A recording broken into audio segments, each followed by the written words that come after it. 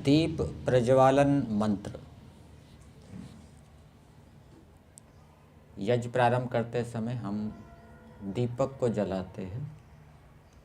वो जिस मंत्र से जलाते हैं उस मंत्र का नाम लिखा है दीप प्रज्वालन मंत्र, और मंत्र है ओम भूर्भुवः स्वः।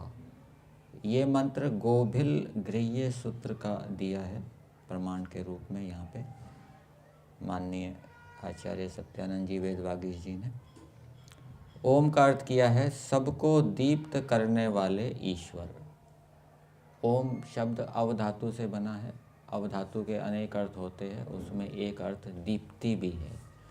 तो परमेश्वर सबको दीप्त करने वाला है। दीप्त करने वाला मतलब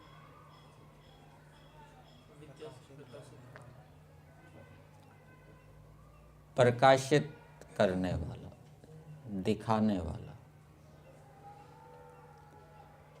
भू नित्य सत्ता वाला, जिसकी सत्ता हमेशा रहती है। भू सत्तायाम धातु से बनता है, तो इसका अर्थ कर दिया है नित्य सत्ता वाला, जिसकी हमेशा सत्ता रहती है। आत्मा भी ऐसा ही है, लेकिन संसार नित्य सत्ता वाला नहीं है। और भू का दूसरा अर्थ किया है प्राणाधार। भुवा का अर्थ किया है दुख अर्ता, और स्वहा का अर्थ किया है सुखदाता या सुख स्वरूप। तो दीप प्रज्वालन मंत्र बोलते समय मंत्र के अंदर जो शब्द दिए हैं उनका ईश्वर परक अर्थ किया है, और फिर लिखा है कि जैसे हे परमेश्वर, ईश्वर के साथ संबंध जोड़ते हुए कैसे प्रयोग करेंगे कि हे परमेश्वर, जैसे आप दीप्त करने वाले हैं, संसार को प्रकाशित करने वाले हैं, संसार को सूर्य नेत्र आदि के माध्यम से दिखाते हैं, जैसे आप प्राणाधार हैं, जैसे आप दुख हरता हैं, जैसे आप स्वः सुख स्वरूप हैं, सुखदाता हैं, वैसे ही ये जो हम दीपक को जला रहे हैं, उस दीपक का जो प्रकाश है वो भी प्राणाधार हो, दुख हरता हो और सुख को देने वाला हो, ऐसा अर्थ किया है। फिर आगे आघार आहुति मंत्र 2 हैं और आज्य भाग आहुति मंत्र 2 हैं, जो प्रातःकाल सायंकालीन आहुतियाँ के मंत्र होते हैं उनसे पहले दिए जाते हैं। आघार आहुति मंत्र किस दिशा में दिए जाते हैं?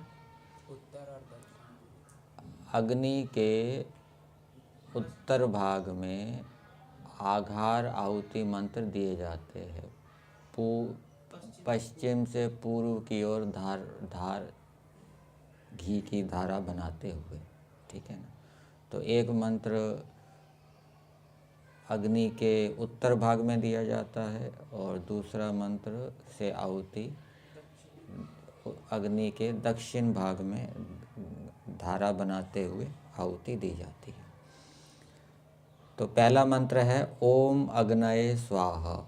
इस मंत्र को बोलते समय ईश्वर के साथ संबंध बनाते हुए क्या अर्थ करेंगे कि हे परमेश्वर, ओम आप सर्वरक्षक हैं, अग्नये आप ज्ञान प्रदाता हैं, ज्ञान को देने वाले हैं।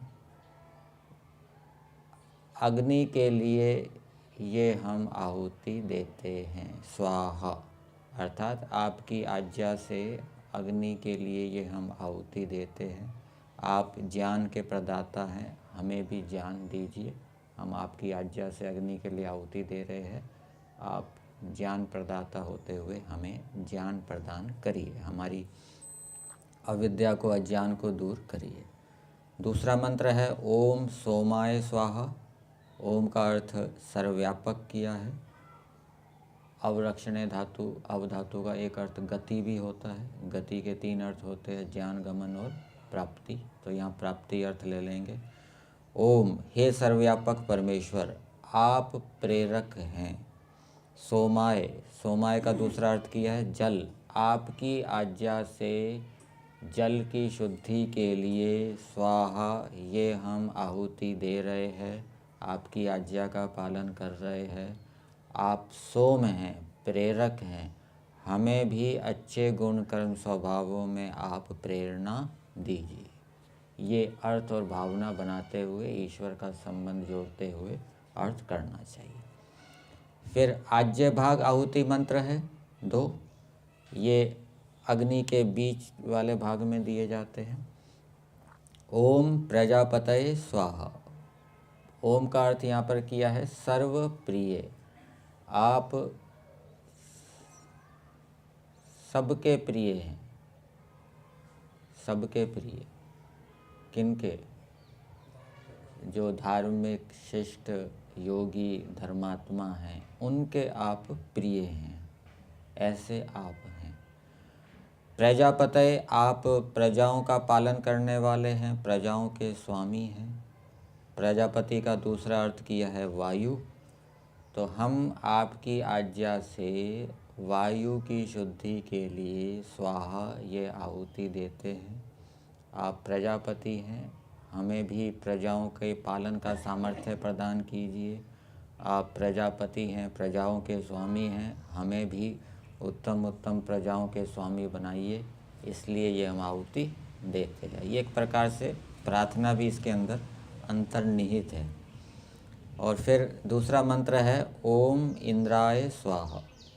यहाँ पर ओम का अर्थ किया है सर्व तृप्ति कारक, सबको तृप्त करने वाले।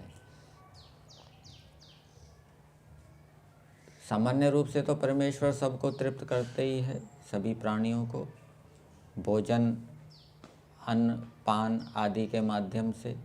लेकिन विशेष रूप से तृप्ति किसको देते हैं? जो धार्मिक शिष्ट हैं, उनको विशेष रूप से तृप्त करने वाले हैं। तो हे परमेश्वर, आप सबको तृप्त करने वाले हैं। हम आपकी आज्ञा से ऐश्वर्य की प्राप्ति के लिए स्वाहा ये आहुति दे रहे हैं। आप ऐश्वर्य को देने वाले हैं, तृप्त करने वाले हैं। हमें भी आप तृप्ति दीजिए, हमें भी आप ऐश्वर्य प्रदान कीजिए। इसलिए ये आहुति है।